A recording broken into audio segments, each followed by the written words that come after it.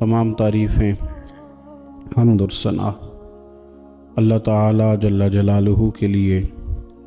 درود و سلام نبی اکرم نور مجسم شفیع معظم احمد مجتبیٰ جناب حضرت محمد مصطفیٰ صلی اللہ تعالی علیہ وسلم کی ذات والا صفات کے لیے حمد و صلات کے بعد اللہ کریم نے انسان کو جائز مال کمانے کی اجازت دی ہے۔ اس کے پاس پیسے ہوں تو اچھا کپڑا پہننے کی اسے دین اجازت دیتا ہے۔ رزق اس کے پاس حلال ہو تو وہ اچھے کھانے کھائے، منع نہیں ہے۔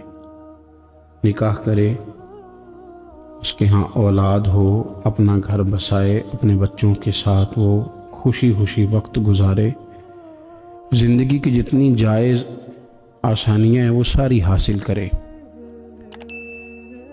لیکن دولت میں، اولاد میں، گھر بار میں اس طرح نہ الجھ جائے کہ اپنے رب سے غافل ہو جائے۔ انسان سے مجبوری میں کوئی کام ہو جائے تو وہ تو معاف ہوتا ہے، لیکن وہ کہے کہ میں بھول گیا تھا، میرا دھیان نہیں رہا تھا، مجھے یاد نہیں رہا تھا، تو یہ غفلت ہے۔ تو غافل اب جب آپ ہو جاتے ہیں تو پھر غفلت انسان کو روز بروز زیادہ غافل کرتی جاتی ہے۔ مال کماتے کماتے مقصد مال نہیں بنانا، دولت حاصل کرتے کرتے محبت دولت کی نہیں دل میں پیدا کرنی، بال بچے، گھر بار، مکان، اس کے پیچھے بھاگتے بھاگتے ایسا نہ ہو کہ پلٹ کر دیکھیں تو ہمارا بہت سا روحانی، فکری اور ذہنی نقصان ہو چکا ہو۔ بہت سارے لوگ ہم میں سے ایسے ہیں جو الحمدللہ مقصود نہیں دولت کو بناتے، جن کا مقصود رزق حلال ضرور ہے لیکن وہ اس کو اپنے ذہن پہ سوار نہیں کرتے، صرف دولت کی ہو کے زندہ نہیں ہیں، وہ اللہ کے بندے بن کے زندہ ہیں، رسول اللہ صلی اللہ علیہ وسلم کے غلام بن کے فخر محسوس کرتے ہیں۔ دولت کی طرف جتنی زیادہ ہماری توجہ ہو گئی ہے اور مال کی جانب جتنا زیادہ ہمارا ذہن ہو گیا، سارے رشتے مال میں تلنے لگ گئے، ہر چیز کو اسی عینک سے دیکھا جانے لگا ہے۔ اللہ تعالیٰ نے قرآن مجید میں ارشاد فرمایا کہ یا ایھا الذین آمنوا لا تلہکم اموالکم ولا اولادکم عن ذکر اللہ، اے ایمان والو، تمہارا مال اور تمہاری اولاد تمہیں اللہ کے ذکر سے کہیں غافل نہ کر دے۔ اولاد بھی تمہاری ہے، مال بھی تمہارا ہی ہے، رہے گا بھی تمہارے پاس، لیکن اس کی موجودگی میں غافل نہ ہو جانا، غافلوں جیسی زندگی نہ بتانا۔ جو لوگ سڑک کو منزل بنا لیتے ہیں وہ رستے میں رہ جاتے ہیں۔ سڑک جو ہوتی ہے وہ راستہ ہوتی ہے، منزل نہیں ہوتی۔ یہ جو رزق ہے، دولت ہے، مال ہے، اولاد ہے، یہ تو سارا رستہ ہے اللہ کی طرف جانے کا، کہ تھوڑا سا رزق حلال کمائیں، کمر سیدھی ہو جائے اور پھر ہم اپنے رب کریم کی عبادت کریں۔ ہم رزق حلال کمائیں تاکہ ہم ہاتھ پھیلانے سے بچیں اور ہم اللہ کے بندوں کی ضروریات کا خیال کریں، دین کے کاموں میں اپنے آپ کو مشغول کریں، کچھ نہ کچھ اپنا حصہ پیش کریں۔ یہ مقصود تھا، یہ منزل نہیں، یہ تو صرف ایک رستہ تھا۔ ہم نے اب کیا کیا ہے کہ یہی چیز ہماری منزل بن کے رہ گئی ہے۔ رات پیسے گننا، سویرے اٹھ کے پھر گننا شروع کر دینا، پیسوں میں رشتوں کو تولنا، پیسے کے ساتھ ہی اپنے آپ کو ہر وقت لگائے رکھنا، الجھ کے رہ گئے ہیں لوگ، الجھ کے، اور پھر کوئی بندہ جیت نہیں رہا۔ ہمارے دادا بھی یہی کہتے تھے کہ کچھ پیسے کمانے ہیں تاکہ بچے پال لوں، یہ کہتے کہتے چلے گئے۔ ہمارے ابا بھی یہی کہتے تھے، پھر اس کے بعد ہم نے بھی یہی بولنی شروع کر دی ہے، تو جیتا تو کوئی بھی نہیں، جیتا تو کوئی بھی نہیں۔ مال کو ضرور حاصل کرے۔ حضرت بہاءالحق نقشبند بخاری رحمۃ اللہ علیہ فرماتے ہیں، میں نے مینا کے میدان میں ایک نوجوان دیکھا جو لاکھوں کا کاروبار کر رہا تھا، لاکھوں کا، دیناروں کا کاروبار کرتا تھا، سونے چاندی ہیرے جواہرات کا کام کرتا تھا، لیکن فرماتے میں نے اس کے دل پہ نظر ڈالی، لاکھوں کا کام کرتا تھا پر اس کا دل ایک منٹ کے لیے بھی اپنے رب کی یاد سے غافل نہیں تھا۔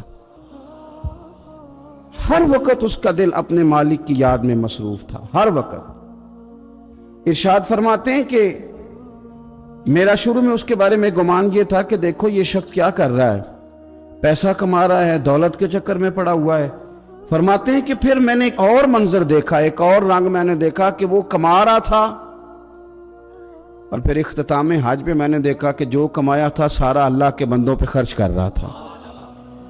آپ اور میں، ہم نے دیکھنا صرف یہ ہے کہ کہیں ایسا تو نہیں ہے کہ دولت میں الجھ گئے۔ بہت سارے لوگوں نے یہ کہا تھا، ہم سنتے تھے جب کوئی آدمی جانے لگتا تھا نا پردیس پیسہ کمانے کے لیے، تو وہ کہا کرتا تھا کہ میں ملک سے باہر جا رہا ہوں، 2 4 5 سال لگا کے آؤں گا، واپس آ کے پھر یہاں میں نے کوئی کام کرنا ہے، تھوڑے سے پیسے کماؤں تاکہ یہاں نہ پھر میرا سلسلہ کوئی بن جائے۔ وہ 3 سال لگانے گئے تھے پر 30 گزر گئے ہیں، لوٹ کے واپس کوئی نہیں آئے۔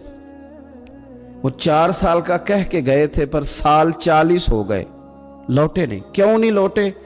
اس لیے کہ پہلے مفاد چھوٹا تھا، خیال یہ تھا کہ تھوڑے سے پیسے آ جائیں گے، بچوں کا خرچہ چلنے لگ جائے، فیسیں پوری ہونے لگ جائیں، اور مجھے کسی سے مانگنا نہ پڑے، تو بس پھر میں کامیاب ہوں۔ یہ طے کیا تھا۔ اس کے فوراً بعد پھر جب باہر گئے تو خیال آیا کہ نہیں، صرف پنکھے کا نہیں، اے سی کا بل بھی دینا پڑے گا۔ پھر تھوڑا اور آگے بڑھے تو خیال آیا کہ چھوٹی گاڑی پہ گزارا نہیں ہوتا، بڑی گاڑی نہ لے لیں۔ پھر خیال آیا کہ بڑی گاڑی لی ہے تو یہ تو اندر کھڑی نہیں ہوتی، سامنے والا پلاٹ مل جائے تو ذرا گراج اچھا بن جائے گا۔ پھر الجھتے الجھتے الجھ گئے دوستو۔ پھر نہ مالک حقیقی کی جانب وہ نظر جو ہماری ہونی چاہیے تھی نہ رہی۔ ذوق سے نماز پڑھتے تھے، پھر ہماری نمازیں مختصر ہو گئی۔ ہم سویرے اٹھ کے ذوق سے قرآن پاک پڑھتے تھے، پھر وہ وقت بھی ہمارا دفتر کی تیاری میں لگ گیا۔ رات درود شریف پڑھتے تھے، لیکن وہ بھی سارا ہمارا حساب کتاب میں وقت گزر گیا۔ ہم نے یہ سمجھا ہی نہیں کہ دولت کارخانہ نہیں دیتا، دولت سیٹھ صاحب نہیں دیتے، دولت آپ کو آپ کی فیکٹری نہیں دیتی، دینے والے تو رب کریم کی ذات ہے۔ تو جہاں سے آنا تھا وہاں توجہ دینی چاہیے تھی کہ جہاں صرف ایک سبب تھا، ذریعہ تھا۔ حضرت اویس کرنی رضی اللہ تعالیٰ عنہ، ہمارے صوفیاء میں ایک لفظ بولا جاتا ہے فقر بوذر، یعنی کچھ لوگ ایسے ہیں جو سیدنا ابو ذر غفاری رضی اللہ تعالیٰ عنہ کے طریقے پہ چلتے ہیں۔ ایک لفظ بولا جاتا ہے فقر بوذر، کچھ لوگ فقر بوذر کے قائل تھے، اسی مزاج کے قائل تھے حضرت سیدنا اویس کرنی رضی اللہ تعالیٰ۔ ان کے ذہن میں ایک بات بیٹھ گئی تھی کہ یار دینے والا اللہ ہے، دینے والا، عزت بھی اللہ دے گا، رزق بھی اللہ دے گا۔ بلکہ امام غزالی رحمۃ اللہ علیہ نے تو حدیث لکھی ہے، آپ فرماتے ہیں کہ نبی پاک صلی اللہ علیہ وسلم نے فرمایا جس نے بندوں سے عزت تلاش کی رب اسے رسوا کر دے گا۔ جو سیاست کر کے عزت حاصل کرنا چاہتا ہے، جو اس طرح کا ماحول بناتا ہے کہ میں کوئی ایسے کام کروں کہ لوگ میری واہ واہ کریں، لوگوں سے عزت کا حصول کرنے والے کو رسوا کر دیا جاتا ہے۔ عزت دراصل وہی ہے جو رب کریم عطا فرماتا ہے۔ میرے عزیز دوستو، آپ اپنی توجہ، دل کی توجہ، روح کی توجہ اپنے مالک کی جانب جب کر لیتے ہیں، غفلت کا پھندا اتار دیتے ہیں، اور ہر وقت غلبہ رکھنا پیسوں کا، ہر وقت اسی میں سوچنا، اسی میں محو ہو جانا، پھر آپ کا ذہنی نقصان ہوتا ہے۔ پھر آپ کی روح جو ہوتی ہے وہ بے چین رہنے لگتی ہے۔ پھر ایسے بھی غریب دیکھے جن کے پاس پیسے ہیں، پیسوں کے علاوہ کوئی شے بھی نہیں۔ پھر ایسے بھی تنگ دست دیکھے کہ جن کے پاس جائیدادیں بڑی ہیں اور ان کے پاس رات کو سکون سے سونے کے لیے وقت کوئی نہیں۔ عزیز بھائی، حضرت اویس کرنی رضی اللہ تعالیٰ عنہ کی ملاقات ہو گئی حضرت حرم بن حیان کے ساتھ، یہ بھی تابعی ہیں۔ تو حضرت حرم بن حیان رحمۃ اللہ علیہ کہتے ہیں یہ نا ہم تو خیر بڑی ساری باتیں سنتے ہیں تو نصیحت نہیں نہ حاصل کرتے، ویسے بھی یہ دور تقریریں کرنے، تقریریں سننے کا ہے۔ جو عمل کرنے والے لوگ تھے ان کا کیا طریقہ تھا کہ وہ 1-2 جملے کافی تھا، علم و بس کری ہو یار، وہ ایک کوئی حرف تینوں درکار، جملہ ایک بھی تیرے لیے کافی ہے، لیکن شرط یہ ہے کہ تو عمل کا ارادہ رکھتا ہو، تیرا خیال ہو کہ عمل کرنا ہے۔ وہ لوگ نا مختصر سی باتیں کرتے، مختصر سی نصیحتیں کرتے، لیکن وہ عکس جلدی کرتے، اس میں سے اپنے لیے خیر جلدی تلاش کرتے۔ حضرت حرم بن حیان کی ملاقات ہوئی حضرت اویس کرنی رضی اللہ تعالیٰ عنہ کے ساتھ، تو حضرت حرم بن حیان کہتے ہیں میں نے عرض کی حضور میں کسی ملک میں جا کے رہنا چاہتا ہوں، کہیں سکونت اختیار کرنا چاہتا ہوں، یہاں سے ہجرت کرنا چاہتا ہوں، تو مجھے کوئی آپ مشورہ دیں میں کہاں جاؤں؟ تو فرماتے ہیں کہ میں نے جب یہ سوال کیا تو حضرت اویس کرنی نے مجھے اشارہ دیا، فرمانے لگے ملک شام چلا جا۔ کہتے میں نے اگلا سوال کیا حضور وہاں جا کے کاروبار کیا کروں گا، رہوں گا کیسے، کھاؤں گا کہاں سے؟ تو فرماتے ہیں حضرت اویس کرنی نے رومال اٹھایا، کندھے پہ رکھا اور چلنے لگے۔ میں نے کہا حضور آپ نے سوال کا جواب ہی نہیں دیا۔ تو فرمانے لگے جس دل کو ابھی تک یہی یقین نہیں آیا کہ روزی کون دیتا ہے اسے میں نصیحت کیا کروں؟ میں تجھے نصیحت کروں جسے آج تک یہی نہیں پتا کہ روزی کون دیتا ہے؟ تو ابھی تک اپنے دل کو پکا ہی نہیں کر پایا کہ روزی رب دیتا ہے؟ او خدا کے بندے کیا نصیحت کروں تجھے؟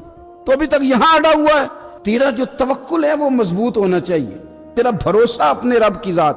تو غافل ہو گیا اللہ سے، تو نے اسباب پر بھروسہ سارا کرنا شروع کر دیا۔ اسباب اختیار کیے جاتے ہیں، بھروسہ رب کریم پہ کیا جاتا ہے۔ ہماری جو غفلت ہے نا وہ بھلا کیوں ہوئی ہے؟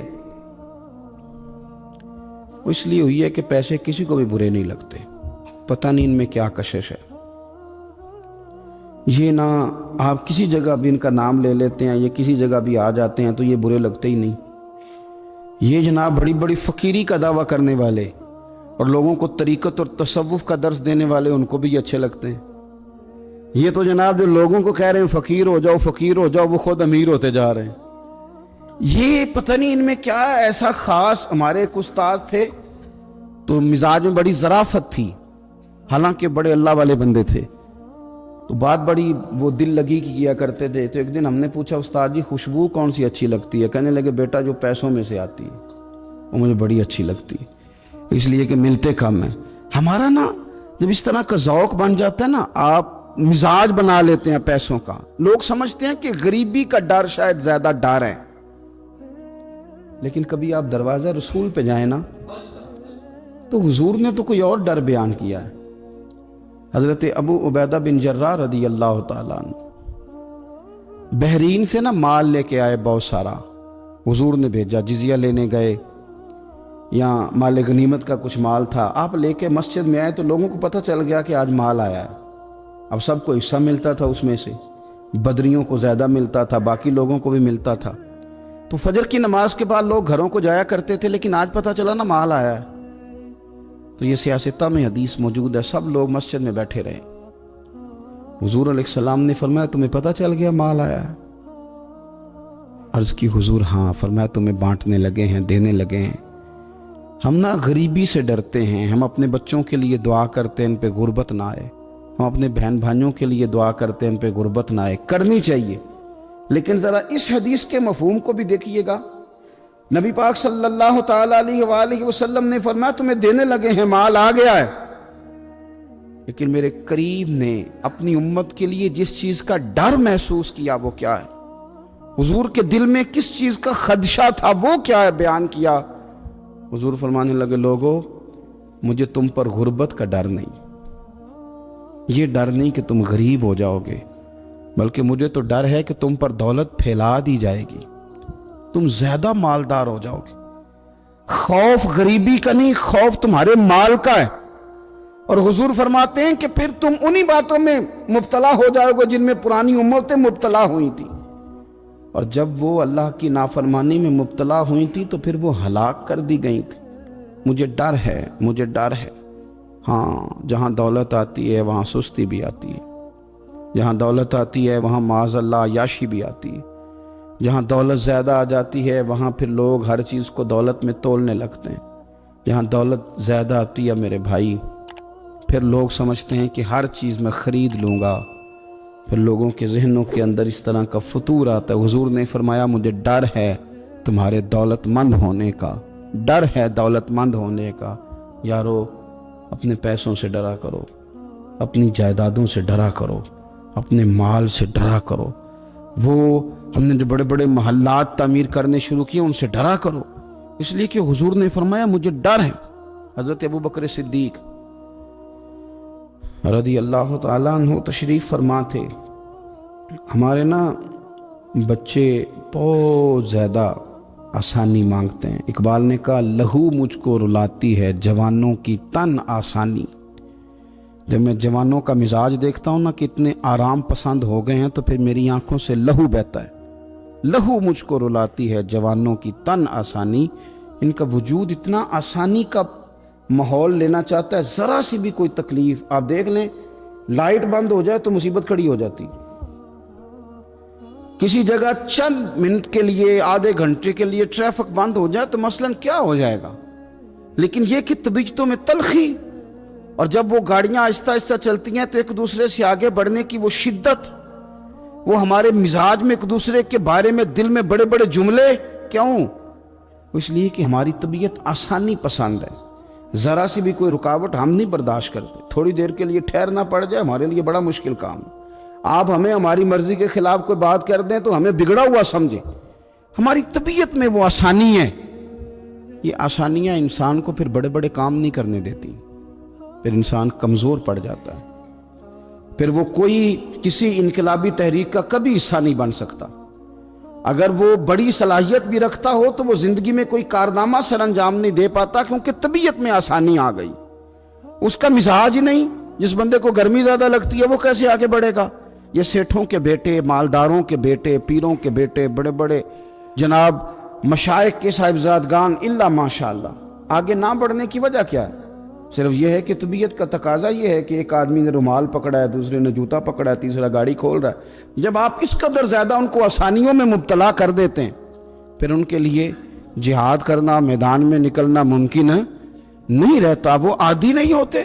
امام حسن اور امام حسین رضی اللہ تعالی عنہما نے جہاد اس لیے کر لیا تھا، بچپن میں ہی 7-8 سال کی عمر تھی تو ماں 3 دن روزے رکھوایا کرتی تھی، وہ 3 دن روزے رکھتے تھے، اور افطار کا وقت آتا تھا تو جو کچھ پکا ہوتا تھا وہ بھی اٹھا کے غریب اور مسکین کو دے دیا کرتے تھے، تو انہیں تو عادت تھی بچپن سے ہی۔ پھر اس لیے ایسا نہیں ہوتا کہ وہ کھانا نہیں پکا تو بچے نے موبائل توڑ دیا ہے، اس کی مرضی کا آج گھر کے اندر جو ہے وہ کھانے کا سامان موجود نہیں تھا تو اس نے ٹی وی توڑ دیا، اس طرح پھر نہیں ہوتا، پھر وہ گھر کا نقصان نہیں کرتا۔ ہمارے مزاج میں جو بے پناہ آسانی ہے، مرضی کا کھانا ہے، مرضی کا پہننا ہے۔ اب ہمارے کپڑے پرانے نہیں ہوتے، اب ڈیزائن بدل جاتا ہے۔ اب وہ کہاں چونکوں میں وہ لوگ بیٹھے ہیں جو جوتیاں گانٹھا کرتے تھے، اب کہاں وہ وقت گیا کہ جب توڑے میں ڈال کے سارے گھر کے جوتے لے جائے جاتے تھے اور ان کو گانٹھا جاتا تھا۔ شادی کا موقع اور خاندان کی شادی کا موقع، لیکن گھر کے سب لوگ جوتا پالش کروا کے ڈالتے تھے، نیا نہیں خریدتے۔ اب تو جوتے پہننے کا موقع ہی نہیں آتا، اتنے جوتے پڑے ہوئے، کون سا چھوڑا جائے، کون سا پہنا جائے۔ یہ تن آسانی ہے، یہ غفلت میں مبتلا کر دیتی ہے، یہ غفلت میں۔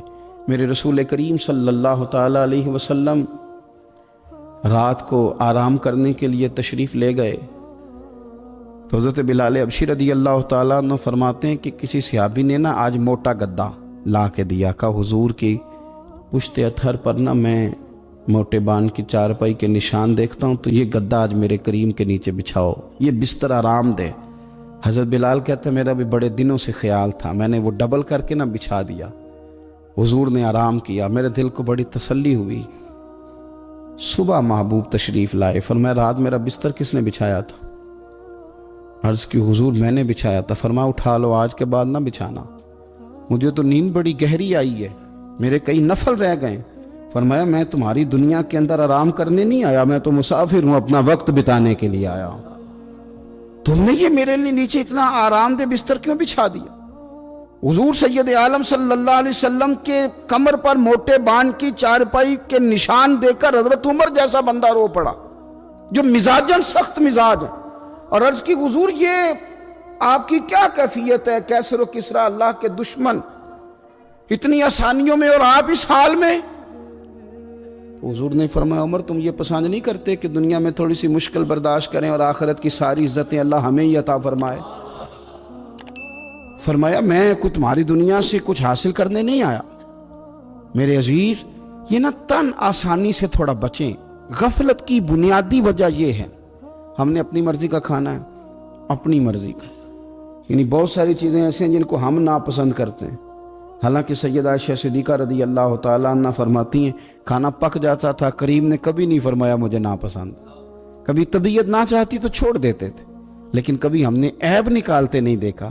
بھائی تن آسانی ہمیں غافل کر رہی ہے، ہم سوتے ہی اس بستر میں جو سویرے آنکھ کھلنے ہی نہیں دیتا، ہم نے اوڑھ ہی وہ والے بستر لیے ہیں، ہم نے کمرے اس طرح بند کیے ہیں کہ وہاں تو ہوا مشکل سے آتی، تو آواز کسی کی کیسے آئے گی؟ دادا آوازیں دیتے رہے، فجر کا وقت ہو گیا، والد کہتے رہے، مؤذن نے روز اذان پڑھی، پر چونکہ ہم نے کمرہ ہی بڑا آرام دہ بنایا تھا، ہم نے قریب کوئی چیز آنے نہیں دی۔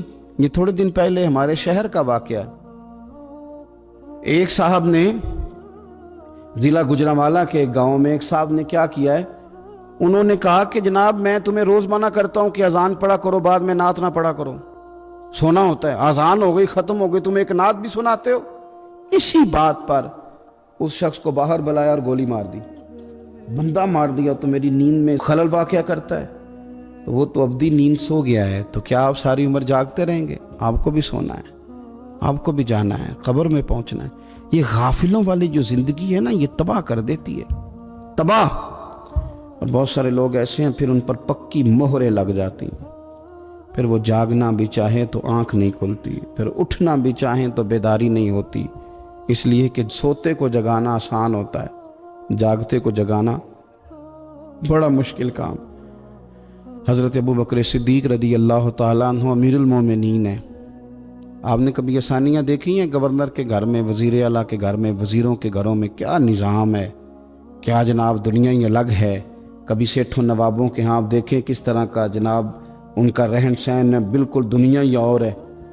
حضرت ابو بکر صدیق امیر المومنین ہے، پیاس لگی تو پانی مانگا، لوگوں نے شہد ملا کے پانی پیش کیا، پانی منہ کے قریب گیا تو جناب صدیق اکبر کے بغیر کسی اختیار کے چھم چھم آنسو بہے، اتنا روئے کہ لوگ کہتے ہمیں پتہ کوئی نہیں تھا بات کیا ہے، پر ابو بکر کا رونا دیکھ کے ہمارا بھی رونا نکل گیا، پتہ نہیں تھا ہوا کیا ہے، کس وجہ سے رو رہے ہیں یہ نہیں پتا تھا، ان کو روتے دیکھا ہم بھی رو پڑے۔ دیر تک وہ آہیں لیتے رہے، سسکیاں بھرتے رہے، آنسو بہاتے رہے، تڑپتے رہے، لوٹ پوٹ ہوتے رہے، عجیب کیفیت ہم نے دیکھی۔ بڑی دیر کے بعد وہ سنبھلے، عرض کی امیر المومنین ہمیں بھی بتلائیے، اتنے آنسو۔ جناب صدیق اکبر رضی اللہ تعالیٰ عنہ فرمانے لگے، میں ایک دن حضور کی بارگاہ میں حاضر تھا، تو نبی کریم علیہ السلام کسی چیز کو فرما رہے تھے، ہٹ جا مجھ سے دور ہو جا، مجھ سے دور ہو جا، مجھ سے دور ہو جا۔ تو فرماتے ہیں میں نے بعد میں عرض کی حضور آپ کس چیز کو ہٹا رہے تھے؟ تو حضور فرمانے لگے میرے پاس دنیا آئی تھی، تو میں نے اسے کہا تو مجھ سے دور ہو جا، میرے قریب نہ، دور ہو جا۔ تو حضور فرماتے ہیں وہ مجھ سے چلی گئی، پر جاتی دفعہ کہہ گئی ہے کہ حضور آپ نے تو مجھے اپنے سے دور کر دیا، پر آپ کے بعد والے مجھ سے بچ نہیں سکیں گے، وہ مجھے قبول کر لیں گے، وہ مجھے بڑی بڑی سیف الماریوں میں جگہ دیں گے، وہ تجوریوں میں بھر لیں گے، وہ مجھے رکھ لیں گے، پسند کر لیں گے۔ حضور نے فرمایا تو ہٹ جا۔ حضرت صدیق اکبر فرمانے لگے میں پانی مانگتا ہوں، مجھے شہد دیتے ہو، مجھے دنیا دار نہ کر دینا، مجھے اس آسانی میں مبتلا نہ کر دینا، مجھے ڈر لگتا ہے ان لوگوں میں نہ ہو جاؤں جن پر دنیا پھیلا دی گئی، پھر وہ اللہ کے ذکر سے غافل ہو گئے۔ بھائی کتنے دکھ کی بات ہے کہ کچھ لوگوں نے پچھلے رمضان شریف کو قرآن مجید کھولا تھا، یعنی ایک مہینے میں بھی ایک قرآن شریف ہم ختم نہیں کر پاتے۔ کیا ہم روز فون نہیں سنتے؟ کیا ہمارے پاس جو SMS آتے ہیں ان کے جواب نہیں دیتے؟ کیا ہم اپنی مرضی سے اپنی طبیعت کے مطابق نیند پوری نہیں کرتے؟ کیا ہفتے میں 1-2 دفعہ ہم باہر سے جا کے کھانا کھانے کا پلان نہیں کرتے؟ سارے کام ہم کر رہے ہیں، ٹائم نکل رہا ہے، دوستوں کے ساتھ ملاقاتیں ہو رہی ہیں، خوش گپیاں جاری، تو کیا وجہ ہے؟ قرآن پاک ہمارا مہینے میں 1 دفعہ ختم کیوں نہیں ہوتا؟ درود پاک کی مجالس ہم قائم کیوں نہیں کرتے؟ ہم کیوں نہیں اپنے آپ کو تھوڑا سا وقت دیتے؟ کیوں نہیں ہم اپنی روحانی زندگی کو آباد کرنے کے لیے تھوڑا سا آگے بڑھتے؟ کیوں نہیں وظائف پابندی سے پڑھتے؟ کیوں فجر سے تھوڑا پہلے ہماری آنکھ نہیں کھلتی؟ غافلوں والی زندگی نہ گزارے، ورنہ یاد رکھیں ہماری آنکھ اس وقت کھلتی ہے جب آنکھ بند ہونے کا وقت آ جاتا ہے، اس وقت آنکھ کھولیں گے تو اس کا فائدہ کوئی نہیں ہوگا۔ اب وقت ہے، اب اب وقت ہے اپنے آپ کو ذہنی طور پر تیار کریں، اپنے دل سے روز کلام کریں۔ جس طرح اپنے پیسوں کا روز حساب کرتے ہیں تو اپنے دینی معاملات کا بھی حساب کریں کہ کہاں کتنی چیزیں ایسی ہیں جو میں نے بلا وجہ چھوڑ دیں۔ غافلوں والا وقت نہ گزاریں۔ ایک لمحہ جو زندگی میں غفلت میں گزرتا ہے نا، غفلت میں بڑا خوفناک ہو جاتا ہے۔ اور یہ بھی یاد رکھنا، لمحے غافل ہوتے ہیں پر صدیوں کو سزا بھگتنی پڑتی ہے۔ لمحوں نے خطا کی تھی، صدیوں نے سزا پائی۔ کئی دفعہ ایک لمحے کے لیے بندہ غافل ہوتا ہے، اور حضرت شیخ باہو نے تو کہا تھا کہ جو دم غافل سو دم کافر۔ سانو تے مرشد ہو پڑھایا، ہمیں تو ہمارے بڑوں نے یہ بتایا کہ غافل نہ ہونا، جو غافل ہوتے ہیں وہ ایک دن کافر ہو جاتے ہیں۔ اپنے آپ کو تھوڑا سا لگائیں، تھوڑی سی ہمت کریں۔ اسلام تو ہمیں تازہ ہی بڑا کرتا ہے، کہتے تیری آنکھ کھل گیا نا تو ذرا وضو تو کر اٹھ کے، کیوں؟ تاکہ تیری غفلت ختم ہو۔ فجر کی نماز پڑھی تھی، ناشتہ کیا تھا، کام کار پہ گئے تھے، بس لگا تھا کام سے دل لگنے تو زور کی اذان ہو گئی، کہ تو واپس آ جا، غافل نہ ہو جانا، آ جا تھوڑی نماز پڑھ جا۔ تو پھر یہ آیا تھا، نماز اس نے پڑھی تھی، اب یہ واپس گیا تھا تو شام ہونے لگی تھی۔ شام ہوتے ذرا بندے کا وجود تھکنے لگتا ہے، تو طبیعت اس کی تھکنے لگی تو اسے کہا نہیں کہیں تجھے تیرا وجود ذہن غافل نہ کر دے، آ جا عصر بھی پڑھ جا کے۔ تو یہ واپس گیا تھا کہ وہ پھر غلبہ ہونے لگا تھا اس پر، تو اسے کہا کہ نہیں، دن جا رہا ہے، رات آ رہی ہے، اس کے بیچ بھی نماز پڑھ تاکہ دن رات تیری عبادت کے گواہ ہو جائیں، آ جا۔ پھر یہ سونے لگا تو اسے کہا ایسے ہی نہ سو جانا، تو عشاء پڑھ کے سو، کیا ملے گا؟ تو مدینے والے محبوب فرماتے ہیں عشاء جماعت کے ساتھ پڑھ، فجر اٹھ کے جماعت کے ساتھ پڑھنا، رب ساری رات عبادت کرنے کا ثواب عطا کر دے، ساری رات عبادت کا ثواب دے دے۔